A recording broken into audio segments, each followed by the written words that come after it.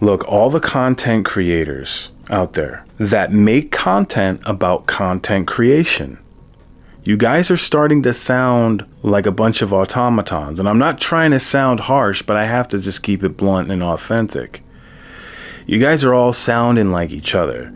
You guys are parroting the same things that so-and-so said. I'm not going to name drop anything in this video, but it's just a huge echo chamber of the same thing over and over again.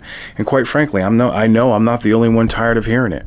Now, I look for content creation information specifically because I want to grow my personal brand. And that's what I'm in the process of doing.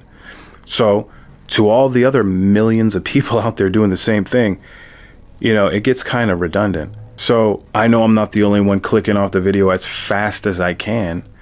And I think these guys are banking on the fact that people have YouTube Premium, they listen to YouTube in the background, and they just get the watch time from that. You guys, this reminds me of, now I used to do door-to-door sales for solar, right?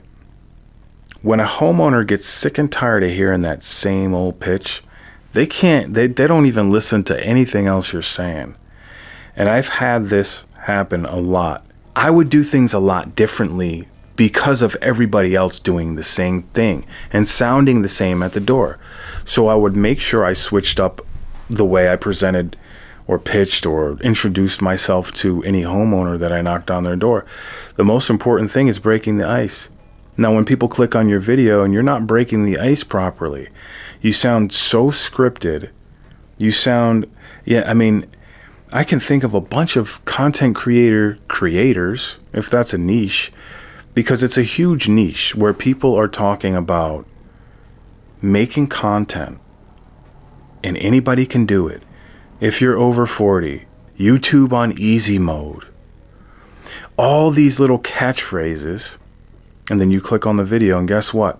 They're saying the same thing that the other person said. You saying the same thing that he said, that she said.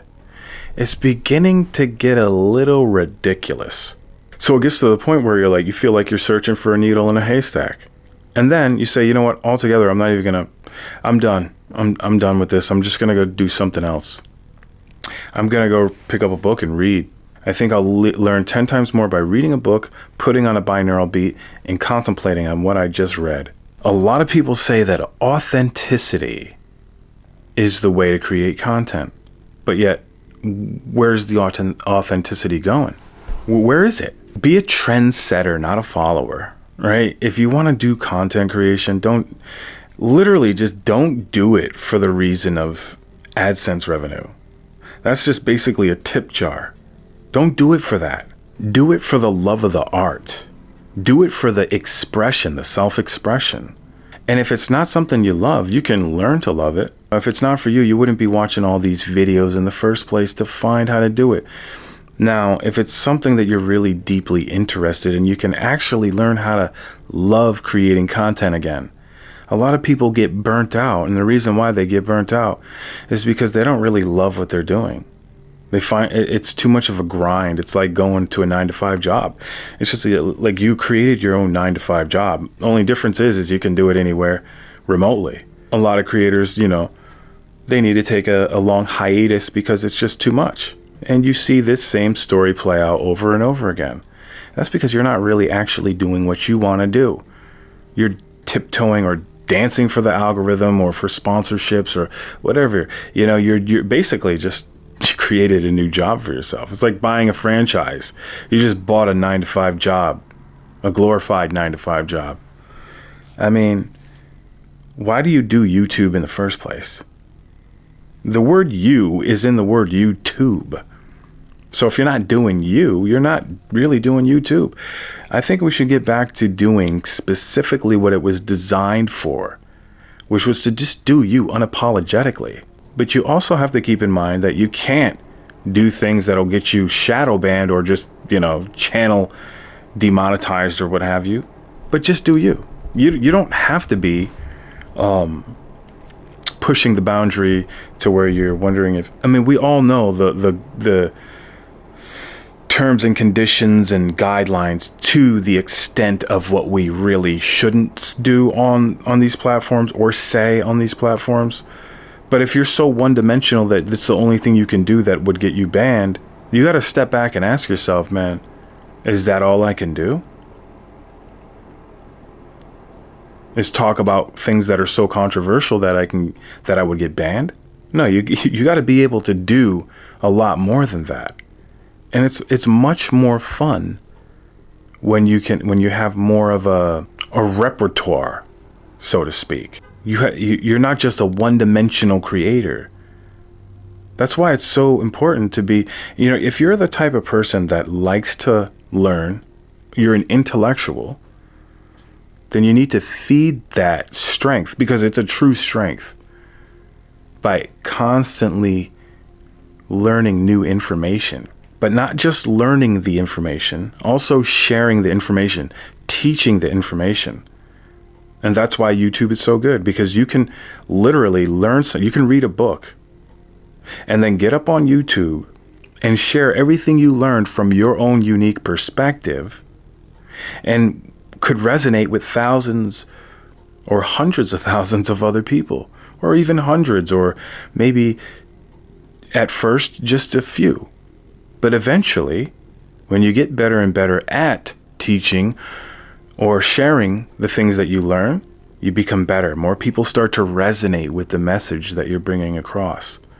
And not only that, when you learn things, you become good at standing on the shoulders of giants, so to speak, adding to the conversation. You start to think more strategically, more systematically, if you're that type of person. Nourish your creativity, nourish your intellection, if that's the right word. Is intellection a word? Let me find out. Intellection definition. Intellection, the action or process of understanding as opposed to imagination. And look, imagination is also very important. You feed your imagination, you exercise your imagination. And you do that through the things that you learn on a daily basis.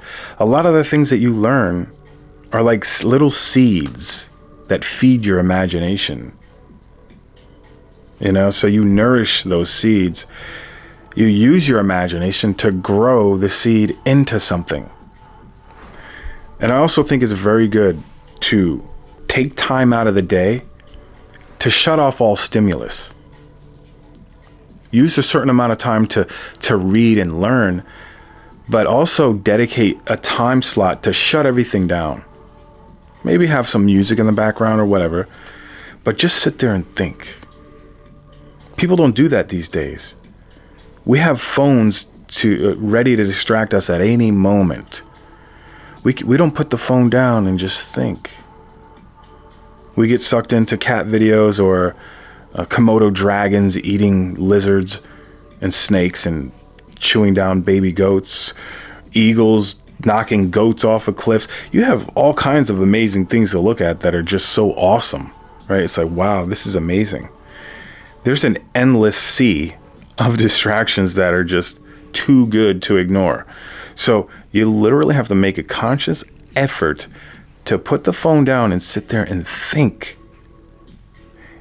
Notice what comes into your mind, and then you can take action on some of the things that come into your mind. But you can never do that if you're constantly distracted. So I believe in putting things into the mind, useful information, by the way, into the mind, but you also got to take time to shut it down and shut it off. So you can integrate some of that information. So you can pull other things into it and create something. I like to talk to the content creators, and I like to talk to people who are trying to create something. But for the sake of this video, it's more about content creation in regards to making videos. You can make talking head videos, you can make faceless videos, vlogs. There's many different formats of videos to make. But the whole point of this is just to be more authentic with your content creation. Be more of a trendsetter instead of a follower, and just regurgitating what other people say. I'd like to hear more unique perspectives. That's all, man. And I'm not perfect. I regurgitate other people's information too. That's why I learn so much. But it gets annoying when it's over and over again and it's so repetitive. So you just got to keep learning. You got to keep growing if you want to see the fruits of your labor. Because a lot of content creators right now are stuck in the trap of just laboring over content and, oh, I got to make more content. I got to tap dance for the algorithm. I got to do this. I got to do that. It becomes like you're stuck in a maze with no way out. Like a rat in a maze trying to get a piece of cheese. Forget the maze, just do you. I'm starting to realize that it's more than just being a perfectionist. Like when you first start to create videos on YouTube, you're trying to have the video perfect because you're afraid to be seen bad, being bad at doing what you're doing. You're afraid that other people might see you get low views or low likes, and you don't want to risk doing that. So like that's like the first stage. But when you get over that first stage, now you're chasing, say you did a video that had more views and you want to chase that video that got a lot of views, and because your most recent video is not getting as many views as that one that couple months ago that just did way better, and you're trying to chase that video, and by chasing that you're doing all kinds of things that you wouldn't naturally do. A lot of times the things that you did to create the video that did overperform, you weren't thinking about trying to, be within some certain guidelines to make the video. You just made the video and bang, it blew up. And then you're like, you're trying to, okay, so what happened with that video? Let me try to do that same thing again. Let me recreate it. And you get stuck in that whirlpool of trying to recreate that same video, and you start doing research on what you can do to do that again, instead of just being authentic and letting it shine. Because when it starts to look less like art and more like pandering to an audience or an algorithm, that's what concerns me, actually. Is very concerning to me. Because I don't want content creation to go in that direction. Look, AI can do that. AI can regurgitate pretty much any fact better than any human being can. So what actual human beings are really looking for is authenticity. They're looking for anything that's humanized. That's why a lot of people are starting to leave their mistakes in the videos, because actual humans fumble over their words once in a while. They don't sound perfect like a machine, like an AI robot. They actually have little nuances where they may stutter on a couple words once in a while. Human beings are wired to connect with other human beings. So make the connection, man. Let go of the perfection. Don't chase views, and just actually be authentic. That's it. I think if you remember those three things when you're recording a video, and then as a bonus, genuinely try to help other people and learn new things. And by learning new things, you can become better at helping other people. Once again, if this video resonates with you, check out some of my other videos. Hit the subscribe. I'm going to be recording a lot more content this year. Peace. We out of here.